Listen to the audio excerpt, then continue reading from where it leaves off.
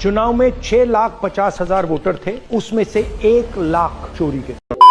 तो hello guys, welcome back to my new video. तो guys, Rahul Gandhi ने किया है इलेक्शन कमीशन और बीजेपी को एक्सपोज। हाँ गाइस, राहुल गांधी का एक वीडियो आया है जिसमें उनका ये कहना है कि इलेक्शन कमीशन बीजेपी को सपोर्ट करता है वोट चोरी करने में। हाँ गाइस, और राहुल गांधी ने उस वीडियो में बहुत सारे प्रूफ भी दिखाए इसके बारे में, जो कि आगे मैं आपको दिखाने वाला हूँ। लेकिन दोस्तों, वीडियो में आगे बढ़ने से पहले अगर आप लोग हमारे चैनल पर नए हो तो सबसे पहले इस चैनल को सब्सक्राइब करके बेल आइकन को प्रेस कर दो, ताकि आगे भी आपको ऐसी लेटेस्ट न्यूज देखने को मिलती रहे।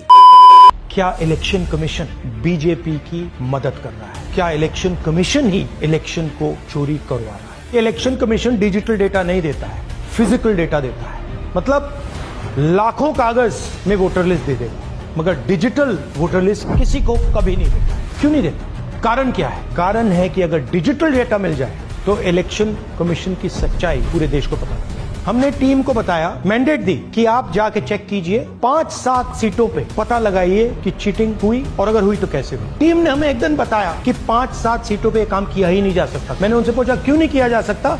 उन्होंने मुझे ये कागज दिखाया। ये एक लोकसभा के कागज नहीं है, ये एक विधानसभा के कागज है, और इन कागजों को हमने मैन्युअली सॉर्ट करना पड़ा। और पूरा का पूरा काम जो हुआ है, इसमें 6 महीने लगे हैं और एक असेंबली सीट में हम ये काम कर पाए हैं। क्यों?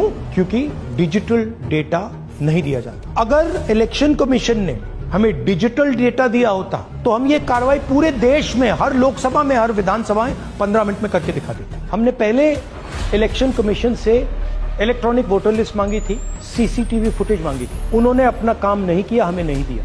फिर हमने अपना इन्वेस्टिगेशन कराया, आरटीआई भरे और हमारे पास डेटा आया। मैं इलेक्शन कमीशन और इलेक्शन के ऑफिसर्स को साफ कह रहा हूं, आप जो कर रहे हो गलत कर रहे हो, ये ट्रीजन है, देश के खिलाफ है। It is critical that we expose voter चोरी। हिंदुस्तान में इलेक्शन कमीशन और बीजेपी मिलकर इलेक्शन चोरी कर रहे हैं। ये पूरा का पूरा सबूत ब्लैक एंड व्हाइट में आज हमने आपको दिया है। चुनाव में 6,50,000 वोटर थे, उसमें से 1 लाख चोरी के थे। 5 तरीके की चोरी पकड़ी। डुप्लीकेट वोटर, जिसका मतलब एक वोटर के नाम वोटर लिस्ट में अनेक जगह आ रहे हैं। ये देखिए गुरकीरत सिंह डांग, इसका नाम 4 अलग अलग बूथों पे आता है। फेक एड्रेस, मतलब एड्रेस है ही नहीं, या फिर हाउस नंबर 0। तो आपने कभी सुना है हाउस नंबर 0? हमने तो नहीं सुना था, मगर बेंगलोर में हजारों हाउस नंबर 0 है वोटर लिस्ट पे। Bulk voter in single address, मतलब एक छोटे से घर में 40, 50, 60 लोग रह रहे हैं। हाउस नंबर 35 की कहानी सुनिए, छोटा सा घर है, ज्यादा से ज्यादा 4 लोग रह सकते हैं, मगर इस 35 में 80 लोग वोटर लिस्ट में रजिस्टर्ड। इनवैलिड फोटोज, इनकी फोटो देखिए, या फोटो है ही नहीं, या फिर छोटी छोटी फोटो है जो दिख नहीं सकती। इन वोटर आईडीज पे वोट दिया गया है। Misuse of form 6। Form 6 first time voters के लिए होती है, जिनकी एज 18-20 साल की है। अब मैं आपको बताता हूँ शकुन रानी की कहानी। फर्स्ट टाइम वोटर बनी है, 70 साल की आयु है, 2 बार इनका नाम वोटर लिस्ट में आता है और फर्स्ट टाइम वोटर की लिस्ट में आता है।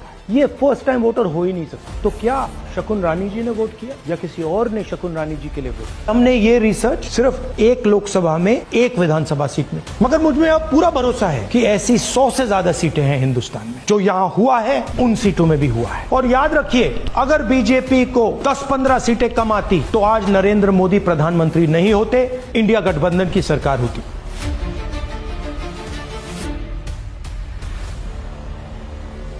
तो गाइस, जैसा कि आपने देखा कि कैसे राहुल गांधी ने इलेक्शन कमीशन और बीजेपी को एक्सपोज कर दिया और उनके खिलाफ बहुत सारे प्रूफ भी दिखाए। तो वैसे दोस्तों, ये सब देखने के बाद आपको क्या लगता है कि सच में इलेक्शन कमीशन बीजेपी का सपोर्ट करता है वोट चुराने में, या फिर राहुल गांधी जो प्रूफ दे रहे हैं वो सब गलत है? आपको जो भी लगता है मेरे को कमेंट करके जरूर बताना, और अगर आप इस चैनल पर नए हो तो इस चैनल को सब्सक्राइब करके बेल आइकन को प्रेस कर लेना।